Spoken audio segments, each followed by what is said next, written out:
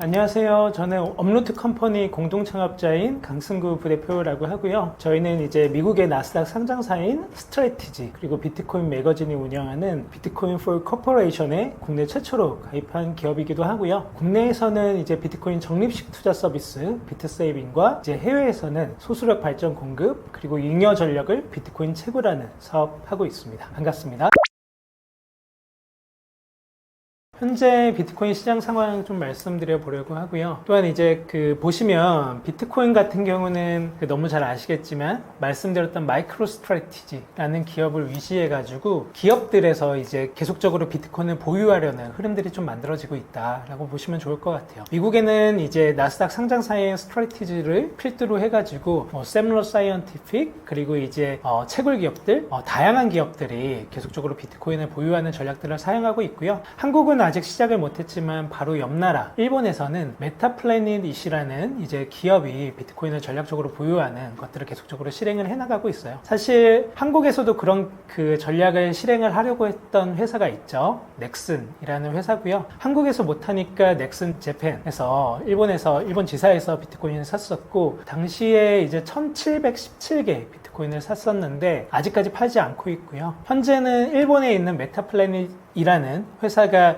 뒤늦게 비트코인 보유 전략을 따라서 실행을 했지만 넥슨의 재팬보다 훨씬 더 많은 수량을 현재는 한 6,000개 가량을 갖고 있다라고 보시면 좋을 것 같아요. 그래서 한국에서도 이런 흐름들이 만들어질 거다라고 생각하시면 좋을 것 같습니다. 기본적으로 비트코인 가격이라는 거는 항상 이제 변동성이 크다라고 생각을 하시면 좋을 것 같고요. 최근에 이제 비트코인 가격이 좀 떨어졌던 이유는 사실 비트코인은 잘 방어를 한 편이라고 생각을 해주시면 좋을 것 같고요. 미국에서 이제 관세 정책의 발표를 하면서 중국이나 이제 다른 국가와 협상을 하는 가운데 시장이 매우 불확실했던 부분들이 있죠. 그래서 그 가운데 사실 나스닥이나 S&P 같은 경우는 훨씬 더 떨어졌고요. 현재 이제 비트코인이 오히려 더 잘 버텨준 거라고 보면 좋을 것 같고요. 비트코인은 이제 최근에는 오히려 기존의 정고점인 1월의 정고점이 이제 10만 9천 달러 정도 됐던 것 같거든요. 그 수준을 거의 다 회복했다라고 보시면 좋을 것 같아요. 테슬라 투자사로 너무 잘 알려져 있죠. 최근 이제 아크 인베스트먼트가 비트코인의 가격 전망치를 2030년까지 240만 달러로 상향 조정을 했다라고 이제 나와 있는데요. 여기에 대한 실현 가능성이 있냐라고 이제 물어보실 것 같은데 사실 이거는 여러 가지 케이스로 좀 나눠서 이 가격 전망을 했고요. 240만 달러 같은 경우는 불 케이스, 그러니까 정말 이제 비트코인이 뜨겁다 라고 얘기를 했을 때 240만 달러, 그러니까 하나로 얘기했을 때는 약 33억 한 개당 수준으로 볼 수가 있고요. 그리고 이제 베이스 케이스, 기본 시나리오로 갔을 때는 120만 달러, 그러니까 하나로 약 16.5억이네요. 그렇게 볼 수가 있고, 베어 케이스, 좀 약하게 이제 비트코인이 오른다라고 볼 때는 50만 달러, 약 6.9억 수준으로 예상을 했습니다. 그래서 현재 비트코인 가격이 약 10만 달러에서 머물러 있죠. 그래서 베어 케이스로 했을 때 5배, 그리고 블루 케이스로 했을 때 24배. 까지 성장한다라고 이제 아크 인베스트에서 전망을 했는데요. 사실 개인적으로는 이 베어 케이스 수준은 달성할 수 있을 거라고 보고 있고요. 솔직히 이제 아크 인베스트먼트는 항상 좀 세게 가격을 얘기하는 측면들이 있어요. 그래서 테슬라 이제 주가 전망 같은 경우도 정말 이제 높게 얘기하는 경우들이 많잖아요. 그래서 저희가 가려서 들을 부분들은 있지만 기본적으로 베어 케이스는 달성 가능성이 매우 높다라고 저는 보고 있습니다. 앞으로는 이제 비트코인을 팔 때만 세금을 내지 않고 보유만 해도 세금을 내는 비트코인 부유세 도입 논의가 촉발되고 있다라는 이제 얘기들이 좀 들려오고 있습니다. 이게 비트코인에 미치는 영향이 무엇이며 한국에 어떻게 도입이 될 가능성이 있냐라는 얘기들을 좀 해볼 수 있을 것 같은데요. 사실 이제 비트코인 ETF가 도입이 되면서 ETF로 이제 비트코인을 사면 개인들이 어떻게 비트코인을 보유하고 있는지를 국가에서 너무 잘 들여다볼 수 있게 됐다라고 볼 수가 있고요. 또한 이제 실명 계좌, 한국의 실명 계좌, 미국의 실명 계좌, 각 국가의 실명 계좌랑 연동된 거래소에서 비트코인을 사게 되면 개인들의 계좌를 국가에서 이제 추적을 할 수가 있는 거죠. 그래서 다들 이제 얼마나 샀는지, 얼마나 보유하고 있는지를 국가에서 다 이제 볼 수 있게 됐는데요. 그래서 이제 예를 들면 저희가 주식에 투자를 하면 한국 장에서 투자를 하면 얼마, 그리고 미국장의 해외 주식에 투자를 하면 얼마, 이렇게 우리가 수익을 거뒀을 때 세금을 내게 되어 있잖아요. 비트코인에 대한 얘기들도 이렇게 나오고 있는 거죠. 가상자산으로 거둔 수익에 대해서 세금을 내는 것들은 지금 만들어지고 있고, 또한 뿐만 아니라 비트코인을 보유하고 있다는 만으로도 세금을 내는 비트코인 부유세 도입 논의도 이제 만들어지고 있는데요. 사실 이런 것들은 개인적으로는 비트코인을 오히려 좀 더 그레이 에어리어에서 좀 더 사람들이 그 비트코인을 따로 별도의 개인 지갑을 활용한다거나 이런 것들을 더 촉발하는 수단만 될 뿐이라고 저는 생각을 좀 하고 있습니다. 그래서 미국 같은 경우도 비트코인으로 이제 내는 세금은 좀 없이 하는 것들을 좀 이제 논의되는 과정들에 있고요. 또한 미국뿐만 아니라 다른 나라에서도 좀 마찬가지예요. 그래서 우리가 비트코인을 어떻게 바라보냐에 따라서 뷰가 달라진다고 했었잖아요. 화폐라고 할 때는 사실 돈을 낼 필요가 없죠. 내가 화폐인데 이걸 뭐 많이 갖고 있고 적게 갖고 있냐에 따라서 사실 돈을 더 낼 필요가 없잖아요. 사람들이 이제 정부의 뷰에 따라서 세금을 걷어야겠다라고 보는 국가도 있는 것 같고, 이거는 아니다, 좀 다른 방식으로 접근해야 된다라고 보는 국가에서는 좀 다르게 접근하는 그런 경우들이 많이 생겨나고 있다고 생각을 합니다. 한국에서는 개인적으로 솔직히 잘 모르겠어요. 이게 정부마다, 우리 정권이 바뀌는 경우마다 이 가상자산에 대한 접근이 되게 많이 달랐었고, 또한 이제 소득, 어떤 부수입, 이런 것들에 대한 세금 정책도 많이 달라졌었기 때문에 어떻게 될 것이다 라고 좀 일반화하기는 사실 좀 어려운 측면들이 있습니다. 최근에 이제 비트코인뿐만 아니라 뭐 다양한 자산들을 복리투자법으로 월 1억 이상으로 벌고 있다라면서 인증하시는 분들이 많이 생기고 있는데요. 개인적으로 이제 추천할 만한 이제 투자법이 또 있는지 여쭤보신 것 같습니다. 저 개인적으로는 지금 보시는 왼쪽에 있는 Thanks God for Bitcoin의 저희 서비스, 비트코인 적립식 투자 서비스 비트세이빙 1개월 이용권도 들어가 있는데요. 개인적으로 비트코인이라는 자산 자체는 적립식, 그냥 정말 기계적으로 살 때 가장 크게 빛을 발하는 자산이라고 생각을 합니다. 예전에 그 1억 모으기, 미래에셋에서 1억 모으기들을 계속적으로 운동을 만들었던 거를 기억을 하실 거예요. 그래서 보시면 그 미래에셋에서 예전에 적립식 투자 총서를 발간을 하면서 거기에 그런 표현이 있었거든요. 적립식 투자가 가장 잘 어울리는 자산은 변동성이 있는 자산이다. 왜냐면 이게 올라갈 때도 있고 내려갈 때도 있다 보니까 올라갈 때 내려갈 때 다 먹을 수 있으려면 그냥 꾸준히 사는 게 가장 좋다. 그리고 업사이드가 큰 자산들은 그냥 계속 꾸준히 사는 게 정말 좋은 방법이다 라는 것들을 알 수가 있고요. 근데 사람의 심리상 이것들을 잘 못하죠. 그래서 기계적으로 내가 어떤 적립식으로 투자할 수 있는 방법들을 구축해 놓으면 좋고요. 그런 거를 자동화한 게 저희 서비스라고 생각하시면 좋을 것 같습니다. 그 자동화된 투자법이 비트세이빙이다 라고 말씀을 드릴 수 있을 것 같고요. 일반적인 적립식 투자와 비트세이빙이 좀 다른 점이 있어요. 비트세이빙에는 AI와 블록체인 원체인 데이터 분석을 통해서 비트코인을 쌀 때 더 많이 사주고 비쌀 때 더 적게 사주는 기능들도 들어가 있거든요. 그래서 이거는 저희는 스마트 저금통이라고 부르고 있고요. 지속적으로 버전업을 하면서 이 기능들을 업데이트하고 있습니다. 그래서 블록체인 네트워크 상에 기록된 데이터를 온체인 데이터라고 하는데요. 이 지표를 조금 분석할 때 현재 시장이 좀 기회 구간인지, 그러니까 더 사도 되는지, 과열 구간이라 좀 덜 사야 되는지, 이런 것들을 좀 분석을 할 수가 있거든요. 그래서 이런 것들로 구매 비중을 좀 조절해 주면서 스마트하게 적립식 투자하는 서비스들도 생겨나고 있는 것 같습니다.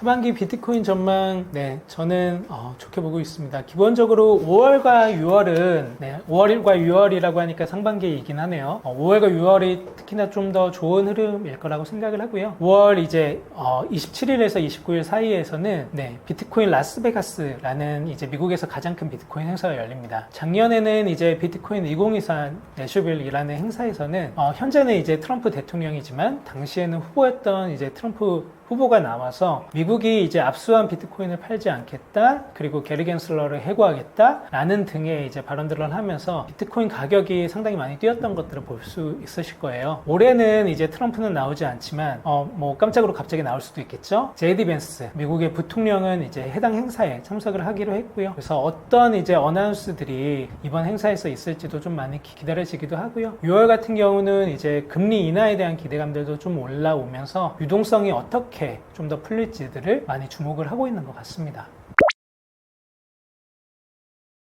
비트코인을 매각을 하면서 금을 비축하던 시진핑이 가상화폐 암호화폐 규제 전면 재검토를 좀 내세우고 있다라는 얘기들이 좀 들어오고 있는데요. 비트코인 비축에 들어가고 있다라는 표현들도 나오고, 시진핑의 진짜 속셈은 무엇이냐라고 볼 수가 있는데요. 기본적으로는 비트코인에 대해서는 중국에서 좀 이제 그 채굴도 좀 금지하고 투자할 수 있는 것들도 좀 막고, 그러면서 이제 비트코인을 좀 금기시하는 모습들을 최근에 좀 보여주다가 여러 가지 변화되는 흐름들이 나오고 있다라고 볼 수가 있고요. 홍콩, 이제 중국이랑 가장 또 이제 관련이 깊은 나라죠. 홍콩에서는 비트코인 이더리움 ETF가 이미 승인이 됐고, 그래서 중국에 있던 사람들이 홍콩에 무슨 사업장을 낸다거나 라고 할 때 그 사업장인 회사의 이제 이름으로 비트코인과 이더리움 ETF를 구입하는 등 좀 이제 다양한 흐름들을 사실 최근에도 보여주기도 했었죠. 하지만 여전히 이제 비트코인 같은 경우는 여러 가지 저울질하는 과정 속에 좀 있는 것 같아요. 왜냐면 기본적으로는 거기는 미국과의 여러 가지 거리두기나 또 아니면 거리를 좁히거나 미국을 관찰하거나 하는 이제 중국의 스탠스가 녹아져 있다라고 보시면 될 것 같고요. 25년 3월에 이제 트럼프가 이제 금에 대해서 미국 자체도 이제 금을 비트코인으로 대체하려는 얘기들이 좀 나오기 시작한 거죠. 포트녹스의 모든 것이 무사하길 바라지만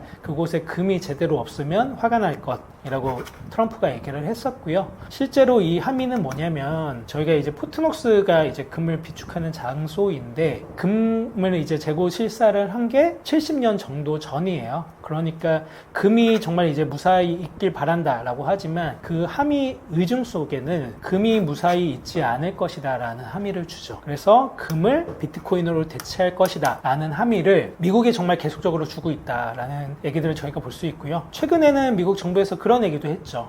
이미 보유한 금을 팔고 비트코인을 사자 라는 얘기까지도 나오고 있죠. 그렇기 때문에 금을 비트코인으로 바꾸는 흐름들을 정말 이제 미국이 드라이브를 걸 수 있다라고 보이고, 시진핑 자체, 중국 자체도 금을 모으는 게 이 게임인 줄 알았더니 미국이 금을 팔고 비트코인을 모으면 이게 금을 모으는 게임이 아니라 금을 팔고 비트코인을 모으는 게임으로 이 게임의 룰이 바뀌기 시작하는 겁니다. 그러면 중국도 영향을 받겠죠. 그래서 당연히 이제 금 가격이 하락되기 시작할 것이니까. 그렇다고 해서 바로 금을 팔기도 어렵고, 그럼 우리 어떻게 해야 되냐, 정말 이제 여러 가지 논의들을 하고 있는 상황 속에 있다라고 이제 볼 수가 있을 것 같고요. 그래서 이제 중국이 그런 정책들, 금을 어떻게 할지, 비트코인을 어떻게 할지 이런 것들을 논의하는 과정 속에 있다고 생각하시면 좋을 것 같습니다.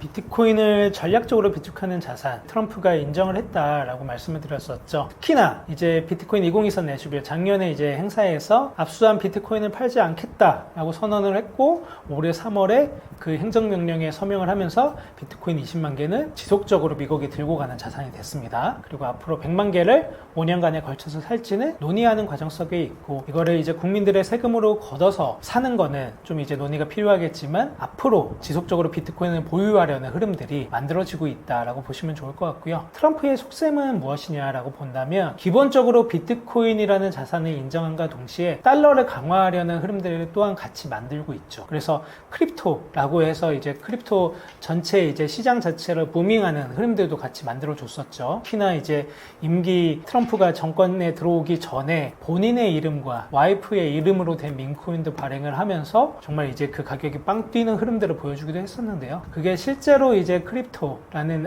가상자산 암호화폐 시장에 도움이 될지는 모르겠지만, 여러 가지 의중 속에 그래도 가장 드러나 있는 거는 비트코인을 전략적 비축 자산으로 하면서 비트코인을 보유하려는 것, 그리고 또 하나는 달러의 강화를 위해서 스테이블 코인을 도입하고 그 스테이블 사용을 더욱 강화하려는 것들을 보여주고 있다라고 보시면 좋을 것 같아요. 결국에는 비트코인과 달러 두 가지를 어떻게 갖고 가냐라는 것들이 가장 큰 이니셔티브다라고 보시면 좋을 것 같습니다.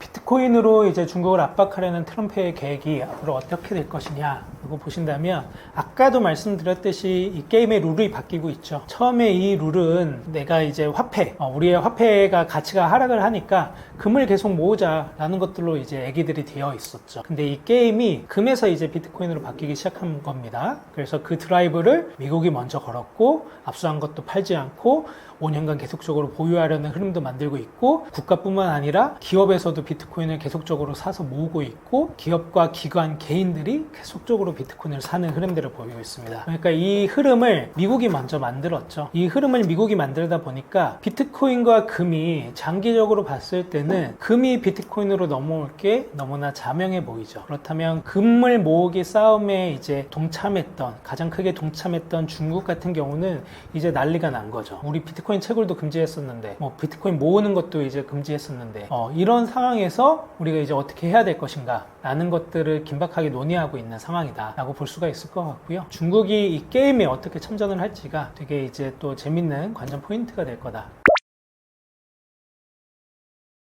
한국 같은 경우는 미국과 중국의 낙수 효과로 성장을 해왔던 나라이기 때문에 미국의 정책과 중국의 정책을 정말 잘 살펴볼 필요가 있고요. 이 게임은 이미 바뀌었습니다. 그래서 금에서 비트코인으로 넘어오는 게임의 흐름은 만들어졌고 계속적으로 이어질 걸로 보여요. 그래서 한국이라는 나라 또한 비트코인을 어떻게 하면 전략적으로 비축을 할 수 있는지, 우리가 어떤 식으로 보유를 할 수 있는지, 여기에 대해서 정말 잘 고민을 해야 되고요. 현재 이제 한국에서는 비트코인 ETF도 아직 도입이 안 됐죠. 그리고 이제 기업들이 비트코인을 살 수 있는 것들도 잘 마련이 안 돼 있죠. 물론 이제 마련하고 있는 상황이지만 그런 것들을 좀 더 빠르게 도입을 하면서 한국 기업들이, 그리고 나라 차원에서도 비트코인을 비축할 수 있는 것들을 논의할 필요는 정말 있다고 보이고요. 또한 한국에서는 비트코인 채굴 사업이 안 되어 있죠. 할 수가 없죠. 하지만 이제 제주도나 이제 남쪽으로 좀만 내려가다 보면은 잉여 전력, 정말 이제 남는 전력들이 많아요. 그런 것들을 활용한, 재생에너지를 활용한 친환경 비트코인 채굴을 할 수가 있거든요.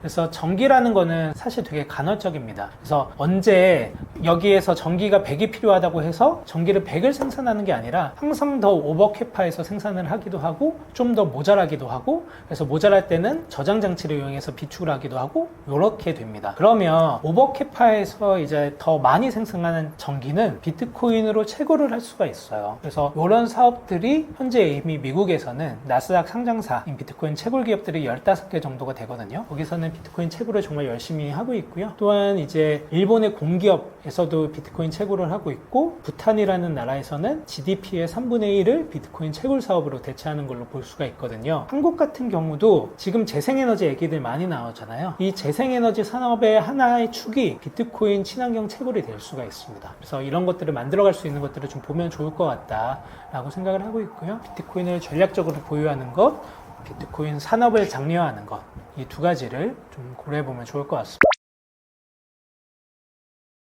사실 트럼프가 이제 비트코인을 선택한 이유는 비트코인을 막을 수 없기 때문에 선택을 한 거다라고 보시면 좋을 것 같아요. 비트코인이 이제 사람들이 너무 잘 알려져 있고, 사람들에게 알려지기 시작하고, 사람들이 이게 좋은 돈이라는 걸 알기 시작하고, 기존의 달러나 이제 다른 국가들의 통화를 대체해서 비트코인을 모으는 것들도 이제 만들기 시작하고, 비트코인으로 결제할 수 있는 것들도 흐름들이, 산업이 만들어지기 보니까 이 비트코인이라는 거를 막을 수 없다라는 거를 미국이 인지를 하기 시작했었죠. 24년 1월 비트코인 ETF를 승인하기 전에. 그렇기 때문에 이걸 막을 수 없다면 이거를 우리가 빨리 받아들여야 된다라고 미국에서 스탠스를 정한 거고요. 그래서 다른 코인이 아닌 왜 비트코인을 선택했냐라고 하면은 가장 탈중앙화되어 있는 돈이고, 다른 코인들은 다 찍어낼 수가 있어요. 그래서 기본적으로 이제 공급이라는 게 한정된 자산은 이 크립토 시장에서 비트코인밖에 없다라고 보시면 좋을 것 같고요. 그렇기 때문에 이제 비트코인을 선택을 한 것이고, 가장 강한 자산이다라고 봤기 때문에 비트코인을 택했다라고 보시면 좋을 것 같습니다. 또한 지금 보시는 왼쪽의 책 Thanks God for Bitcoin에서는 비트코인을 선한 돈, 선하고 강한 돈이라고 표현을 하고요. Thanks God for Bitcoin이라는 함의가 하나님은 비트코인을 주셔서 감사합니다라는 의미인데, 이 책이 출판된 게 이제 2020년도이거든요. 이 책이 이제 마이클 세일러가 추천한 책이기도 하고, 이제 한국계 미국인 지미송이라는 분이 블록체인 프로그래머인데 같이 쓴 책이기도 해요. 그래서 다양한 분들이 이 책을 같이 쓰는데 참여를 하셨었는데, 이 Thanks God for Bitcoin이라는 말이 미국에서 유행이 됐었어요. 그래서 신시아 로이스가 되게 이제 공적인 자리에서 Thanks God for Bitcoin이라고 얘기를 하면서, 정말 이제 하나님, 기독교 국가잖아요, 미국이. 그래서 Thanks God Bitcoin, 하나님 비트코인을 주셔서 감사합니다 라는 얘기들을 공적으로 하는 것들을 이제 볼 수가 있었습니다. 이번 달에 이제 비트코인 2025 라스베가스 행사가 열립니다. 5월 27일에서 29일에 열리고요. 저희 업루트 컴퍼니가 그 비트코인 for corporation이라는 기관에 가입되어 있다고 말씀을 드렸잖아요. 스트래티지와 비트코인 매거진을 운영하는 기관이고, 저희도 초청을 받아서 참석을 합니다. 이 해당 행사에서는 정말 다양한 이제 비트코인 회사의 이제 대표들도 오고요. C레벨들도 오고, 이 비트코인 자체에 관심이 많은 사람들도 와서 정말 이 행사를 정말 즐길 예정이다 라고 보시면 좋을 것 같아요. 특히나 저희가 참석하는 행사는 이 비트코인 for corporation 회사들이 모여서 심포지엄을 하는데요. 저희도 거기서 패널로 가서 각 국가마다 비트코인을 어떻게 대하고 있는지, 비트코인을 어떤 식으로 접근하면서 모아가려고 하고 있는지, 이런 것들에 대한 이야기들을 좀 나누려고 하고요. 정말 이제 좀 재밌고 풍성한 행사가 되지 않을까 생각하고 있습니다.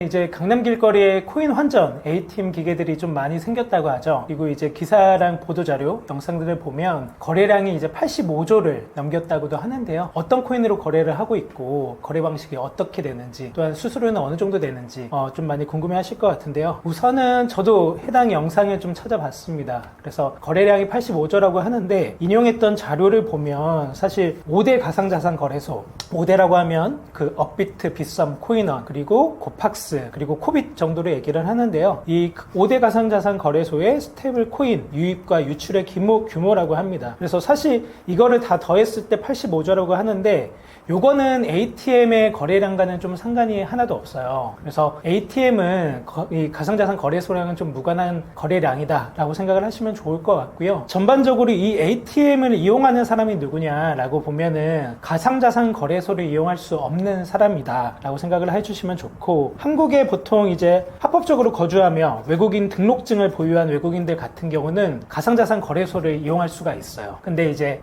우리 나가면, 우리도 이제 해외 나가지만 해외에 나간 사람들은 ATM기를 이용해서 환전을 하잖아요. 그래서 한국에 들어온 사람인데 환전을 하려고 할 때 코인 환전 ATM을 이용할 수 있다라고 생각하시면 좋을 것 같고요. 그리고 어떤 코인으로 거래를 하냐라고 보시면 우리가 잘 알고 있는 비트코인과 이더리움, 가장 이제 메이저한 코인들이겠죠. 그리고 USDT, USDC처럼 달러에 패깅된 스테이블 코인들을 거래를 한다라고 생각을 하시면 좋을 것 같아요. 그리고 은행 수수료는 어느 정도 나갈지 좀 궁금해 하시는데, 이게 한국에서는 다윤 KS라는 샌드박스, 현재 이제 신청해서 사업을 하고 있는 곳에서 이제 운영을 하고 있는 거거든요. 저도 이제 살펴보니까 수수료가 한 3.5% 정도 되는 것 같아요. 그래서 국내에 있는 거래소보다는 조금 비싼 수준이겠죠. 하지만 이제 국내 외국인들이 들어왔을 때 이용할 수 있는 어느 정도의 수준이니까 그래도 좀 활발히 이용하고 있다라고 보이고요. 보통 이제 거리마다 놓여 있는 ATM 기를 몇 명 정도가 이용을 할지 자료를 보니까 한 5에서 10건 정도를 하나의 ATM에서 이제 외국인들이 이용한다라고 보여지는 것 같습니다.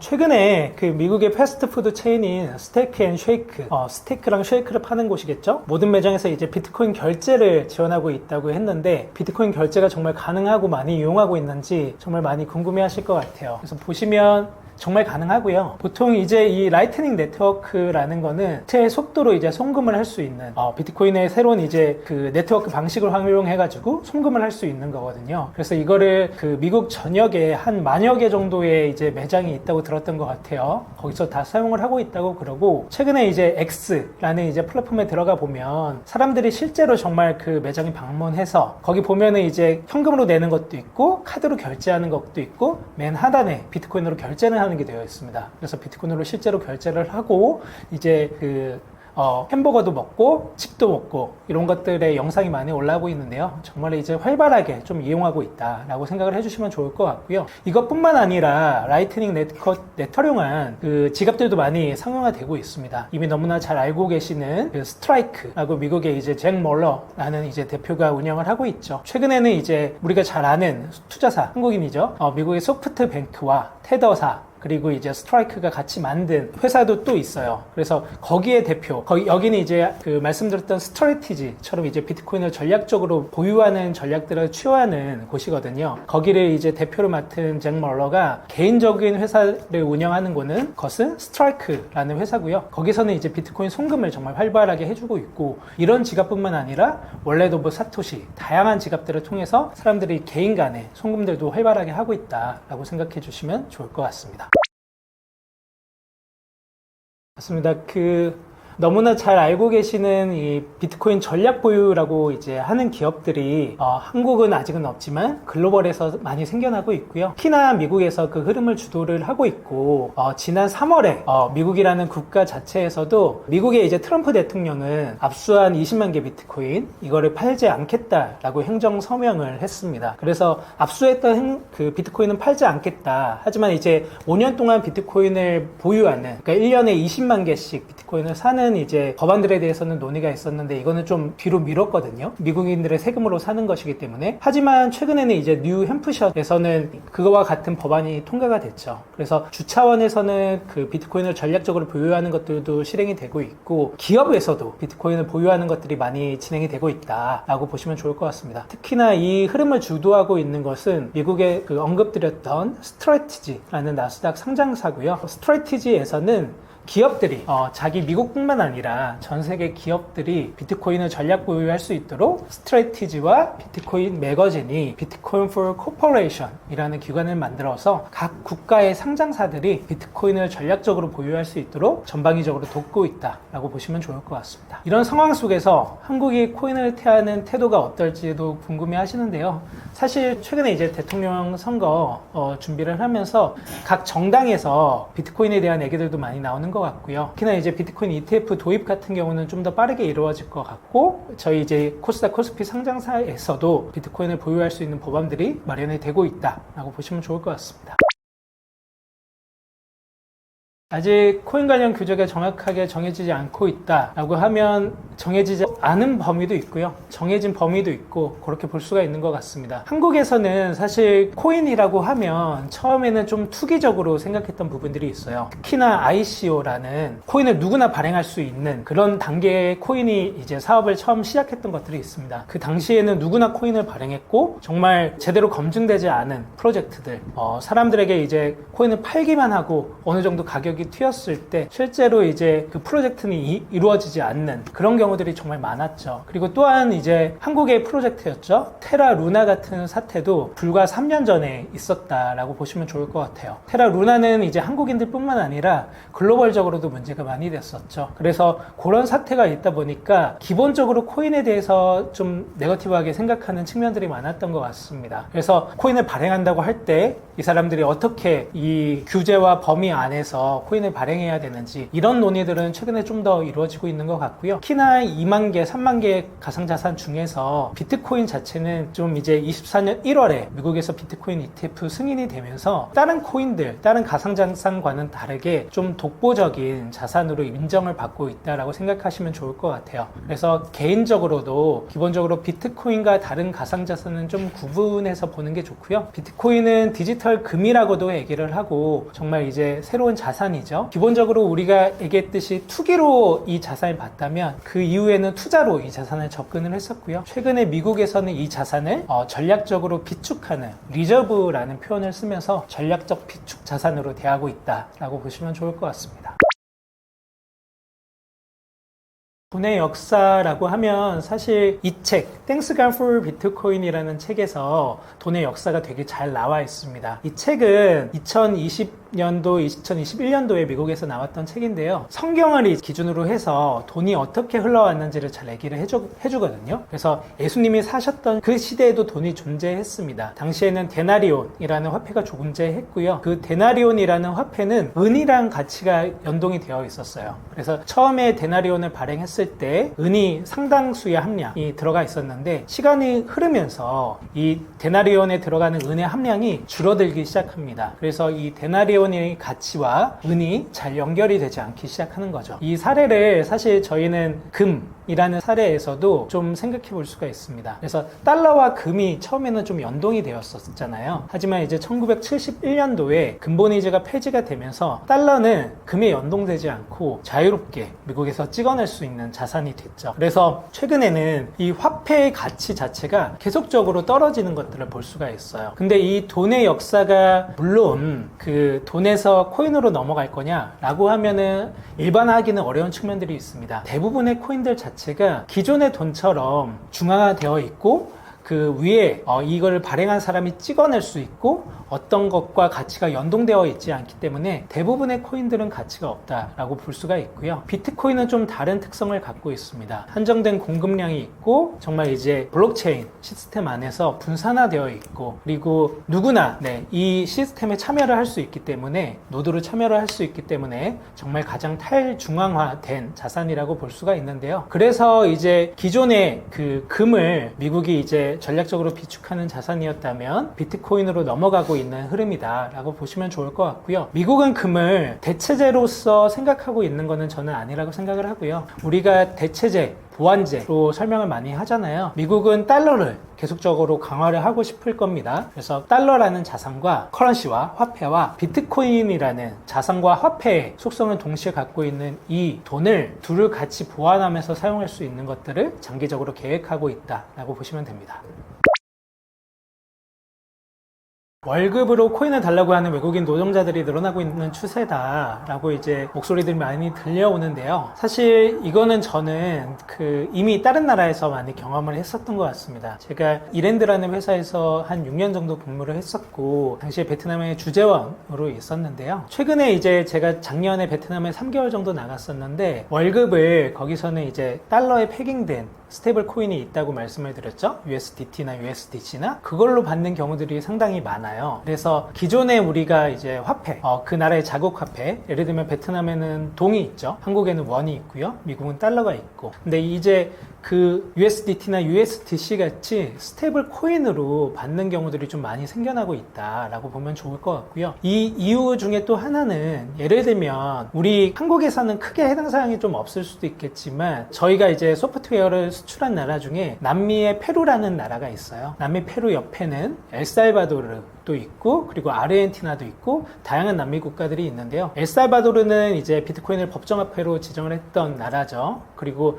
그 옆에 아르헨티나 같은 경우는 화폐의 가치가 5년 동안 95% 하락을 한 나라입니다. 그래서 자국의 화폐 가치가 계속적으로 떨어지는 거죠. 그런 나라에서는 월급을 만약에 돈으로 받는 순간 그거는 구매력이 없는 돈을 계속적으로 받는 거기 때문에 문제가 생기겠죠. 그래서 그 돈을 빠르게 어떤 걸로 바꿔야겠죠. 그 중에 하나가 달러일 것이고 그 중에 하나가 달러랑 패깅된 스테이블 코인이나 USDT나 USDC 같은 스테이블 코인이겠죠. 그래서 그런 곳들에서 그 스테이블 코인의 니즈들이 많이 생겨나고 있는 겁니다. 그래서 누구나 전 세계에서 달러를 내가 달러로 임금을 받을 수 있다라고 생각을 하면 강한 화폐니까 그런 것들을 선호하는 나라들이 있겠죠. 그래서 그런 흐름들이 많이 생기고 있다라고 보시면 좋을 것 같고 앞으로 코인의 미래는 어떨 것 같냐라고 이제 물어보신다면 코인의 미래는 사실 글쎄요. 저도 이제 함부로 얘기하기는 어렵지만 미국에서 드라이브 하고 있는 축이 크게는 두 개라고 생각을 합니다. 첫 번째는 비트코인을 전략적으로 계속적으로 비축하는 거고요. 두 번째는 달러를 강하게 만들기 위한 수단으로 스테이블 코인을 강화를 하는 겁니다. 최근에 이제 스테이블 코인에 관련된 법안들을 많이 논의를 하기도 했었는데요. 제가 그 스테이블 코인으로 예시를 든 게 USDT와 USDC죠. USDT는 테더라는 회사에서 만든 거고요. USDC는 미국 나스닥 상장사인 코인베이스에서 만든 겁니다. 그래서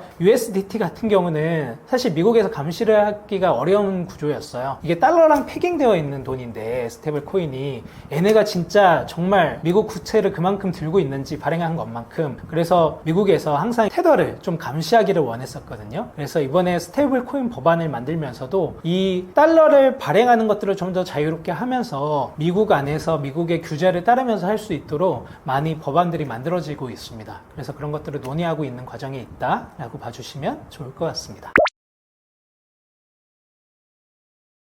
비트코인이라고 하면 어떤 생각이 드세요? 네, 어떤 분들은 화폐로 얘기를 하시기도 하고 어떤 분들은 디지털 금으로 얘기를 하다 보니까 이게 화폐인지 자산인지 좀 헷갈리는 분들도 계실 겁니다. 비트코인은 화폐도 되고 자산도 되는 독특한 돈이고요. 그렇기 때문에 많이들 아시는 우리나라에서 좀 유명한 비트코이너 오태민 작가님께서는 비트코인을 오리너구리라는 생물에 비유를 하기도 했습니다. 이 오리너구리라는 생물이 처음에 발견이 됐을 때 이게 어디에 속하는 동물인지를 파악을 못했었거든요. 그래서 이 오리너구리를 규정을 하는데 상당히 오랜 시간이 걸렸다라고 이제 역사적으로 나와 있고요. 이 비트코인 또한 처음에 이제 나왔을 때 사람들이 되게 헷갈려했죠. 야, 이게 골드야? 아니면 커런시 화폐야? 라고 했는데, 최근에 이제 들어가는 흐름들 속에서는 비트코인은 화폐이자 자산이다 라고 생각해 주시면 좋을 것 같고요. 또 하나, Thanks가 for Bitcoin이라는 최근에 제가 이제 번역하고 국내에 출간한 이 책을 보면 비트코인은 강하고 선한 돈이다 라고 나와 있습니다. 기존의 화폐들 같은 경우는 이제 지도자에 따라서, 어떤 국가의 지도자에 따라서 정말 이제 국가의 지도자에 휘둘리면서 사용되었던 것 같아요. 처음에 제가 설명드렸던 예수님이 사셨던 시대에 로마 시대의 데나리온 같은 경우도 그랬고요. 그리고 우리가 방금 언급드렸던 이제 남미 어떤 국가에서 무능하고 악한 지도자들에 의해서 그 나라의 화폐가 잘못 사용되는 경우들이 많이 있을 거예요. 특히나 이런 선거철이 다가오면 다양한 후보들이 다양한 공약을 내세우면서 돈을 어떻게 하면은 풀지 얘기들을 많이 합니다. 근데 성장이 뒷받침되지 않고 통화량만 공급이 된다고 하면 어떻게 될까요? 문제들이 많이 생기겠죠. 그런 것들을 해칭하기 위한 돈이 비트코인이라고 생각을 하시면 좋고, 그래서 이 땡스가 풀 비트코인에서는 비트코인을 강하고 선한 돈이다 라고 묘사를 하고 있습니다.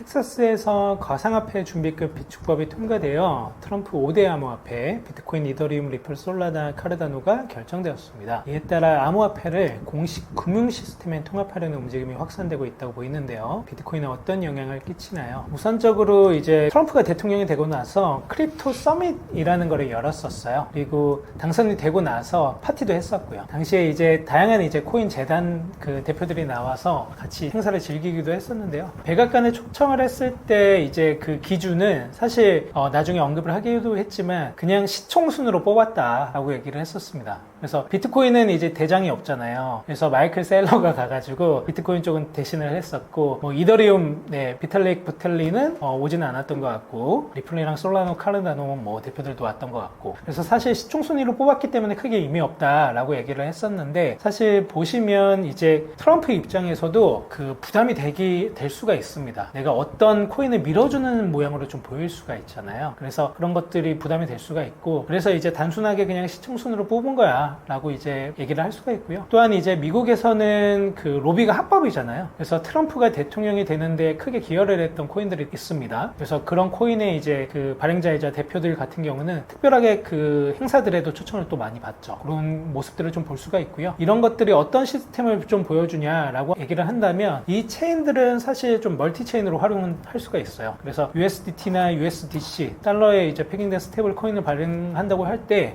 이더리움에서 발행을 할 수도 있고, 뭐 다른 이제 체인에서 발행을 할 수도 있고 그렇거든요. 근데 어떤 체인에서 발행을 했을 때, 그리고 그 어떤 체인에서 발행한 게 정말 이제 상위 스테이블 코인에서 이제 시총을 먹을 때 그 재단의 대표들은 그게 중요하겠죠. 그래서 그런 것들을 더욱더 잘 트럼프 대통령과 트럼프 대통령 측근들과 이야기를 나누고 싶어 하겠죠. 그런 흐름들 속에 있다라고 보시면 좋을 것 같고요. 비트코인 자체는 사실 스테이블 코인과는 좀 별개로 독립되어 있습니다. 비트코인은 비트코인이고 달러는 달러 라고 말씀을 드렸기 때문에 비트코인은 비축 자산으로서 잘 갈 거고요. 스테이블 코인은 달러를 강화하기 위한 수단으로서 또 갈 것이다 라고 보면 좋습니다. 트럼프 밈코인, 트럼프가 이제 대통령이 딱 이제 됐다라는 게 좀 알려지면서 이제 대통령으로 취임을 하기 전에 거의 직전에 발행했던 코인이 트럼프 밈코인이었고, 그 와이프인 멜라니나 코인이었죠. 그래서 기존에 있던 유동성들을 이 두 코인이 먹으면서 다른 코인들이 거의 그 유동성이 말라갔던 흐름들을 당시에 좀 보여줬던 것들이 있습니다. 그래서 트럼프가 보시면 이 크립토라는 시장은 내가 부흥시키겠다라는 것들을 상당히 이제 어필을 하면서 취임 직전에 이제 그 정말 이제 그 대통령이 되기 위해서 이제 전투를 벌일 때 크립토가 그때 당시에는 정말 이제 빠르게 올라갔던 것들을 볼 수가 있어요. 근데 정작 이제 대통령이 됐다는 게 결정이 되고 바로 이제 또 밈코인을 발행을 하면서 다른 유동성들을 흡수를 하면서 다른 그 트럼프 코인과 멜라니나 코인들을 제외한 것들은 유동성이 말라버리는 것들을 볼 수가 있었는데, 그래서 사실 어떻게 보면 트럼프는 정말 이제 주요한 인물이지만 이 시장적으로 봤을 때는 리스크가 존재하는 사람이기도 합니다. 그래서 우리가 그거를 항상 양면을 잘 보면서 좀 이제 지켜보면 좋은 측면들이 있다라고 보여요. 우선은 이제 코인 정책들, 정말 이제 가상자산 소득에 대한 이제 과세는 좀 2년 정도 유예가 됐잖아요. 그리고 이제 비트코인 선물과 현물 ETF, 그리고 이제 기업들과 기관들, 비트코인을 보유할 수 있는 것들에 대한 것들, 그리고 이제 실명 계좌를 기업들이 발급받을 수 있는 것들, 이거는 비트코인 기업 보유와도 연관이 되네요. 그런 것들을 지속적으로 논의를 하고 있고요. 이 흐름은 이제 글로벌적인 국제적인 흐름이 있기 때문에 막을 수가 없습니다. 그래서 한국에서도 이제 기업들이 비트코인을 보유하게 할 것이고요. 비트코인 선물 현물 ETF도 열릴 것이다 라고 보시면 좋을 것 같아요. 그래서 이 시장은 열릴 텐데 이 시장을 한국에서 리드를 할 수가 있을 것이냐, 여기에 대한 것들이 좀 많이 좀 논의가 되고 있는 것들 같고요. 또한 그 비트코인이 투기에서 투자해서 산업으로 바뀌어가고 있다는 것들을 말씀드렸던 것 같습니다. 하지만 아직 이제 비트코인은 채굴에 대한 것들은 법적으로 틀이 마련되지 않은 그런 곳이거든요. 그래서 그런 것들에 대한 논의도 많이 필요하다고 저희는 보이고 있고요. 그래서 기본적으로 이 흐름 속에서 코인에 대한 것들을 우호적으로 제도권 안으로 계속적으로 들어올 텐데 결국에 이거는 과세 정책과도 엮일 수밖에 없습니다. 2년 이제 가상자산 과세에 대한 것들이 유예가 됐지만 어떤 정부가 취임하냐에 따라서 이 비트코인, 가상자산에 대한 과세 정책을 변경을 할 수가 있을 거거든요. 그 경우에 따라 이 시장이 좀 더 약화될 수도 있고 좀 더 이제 활기를 띨 수도 있고 좀 다양한 방법으로 변화가 되지 않을까 생각이 좀 들고 있습니다. 미국이 금을 비트코인으로 대체한다라는 얘기가 나오는데 여기에 대해서 어떻게 생각하냐라고 질문을 주셨는데요. 우선 이 얘기는 너무 이제 잘 알고 있죠. 25년 3월 트럼프가 이제 압수한 비트코인을 팔지 않겠다, 20만 비트코인을 팔지 않겠다라는 거를 행정명령에 서명을 하면서 미국에서 이제 비트코인이 전략적 비축 자산으로 지위를 인정받았다라고 보면 좋을 것 같아요. 이 흐름은 계속적으로 이제 트럼프 임기 동안 이어질 거다라고 보시면 좋을 것 같고요. 예전에 이제 금을 모으는 게임이었다면 이제는 금이 아니라 비트코인을 모으는 게임으로 이제 바뀌었다라고 보시면 좋을 것 같고, 이 흐름을 단순히 이제 국가만 이제 리드를 하는 것들이 아니라 마이크로 스트래티지라는 기업 그리고 나스닥에 상장되어 있는 다양한 기업들이 리드를 하고 있고요. 이 기업이 이제 비트코인 for Corporation이라는 기관을 만들었다고도 말씀을 드렸죠. 이 기관이 각국의 기업들, 각국의 상장된 기업들이 비트코인을 보유할 수 있도록 하는 흐름도 같이 만들어주고 있다라고 보시면 좋을 것 같습니다. 러우 전쟁 같은 상황에서 비트코인이 이제 안전자산으로 여겨지며 가격이 급등하기도 하는 현상들, 그리고 정치적 상황뿐만 아니라 국가 간의 갈등이 비트코인에 미치는 영향, 저희가 좀 살펴볼 수 있을 것 같고요. 우선 전쟁이라는 거는 정말 일어나서도 안 되고 정말 이제 비극적인 상황이겠죠. 전쟁이 일어나면 자기의 자산을 보존하기가 힘들어지죠. 그래서 내가 어딘가로 이동을 한다고 했을 때, 국경을 넘어서 이동을 한다고 했을 때 정말 쉽게 이제 보관해서 갖고 갈 수 있는 게 비트코인 이다 라고 볼 수가 있고요. 그런 시기 같은 경우에 이제 비트코인이 정말 각광을 받습니다. 그래서 비트코인은 기본적으로 이제 스탠스는 변동성이 있기 때문에 위험 자산, 좀 리스크가 있는 자산으로 인식이 되기도 했었는데요. 결국에 넓은 시계열, 좀 긴 시계열로 보면 비트코인이라는 자산은 계속적으로 이제 변동성은 있지만 자산의 가치가 우상향했었기 때문에, 또한 앞으로도 그럴 것이고, 또 공급이 한정되어 있고 다양한 장점들이 있기 때문에 비트코인을 대체해서 모으는 흐름과, 그리고 어떤 위험 상황 속에서 기존에 내가 갖고 있던 자산을 비트코인으로 바꾸는 흐름들이 지속적으로 만들어지고 있다라고 볼 수가 있고요. 가격은 사실 급등할 때도 있고 어떤 이제 정치적 상황에 따라서 좀 내려갈 때도 있고 한 거, 그래서 그거는 좀 이제 차이는 있다라고 보시면 좋을 것 같고요. 그리고 국가 간의 갈등이 비트코인에 미치는 영향이 무엇이냐라고 보면 가장 큰 국가 간의 갈등은 현재 미국과 중국이죠. 어떤 나라가 이 패권을 국제 경제 질서 속에서 잡을 것이냐라는 것들을 계속적으로 서로가 논의를 하고 있는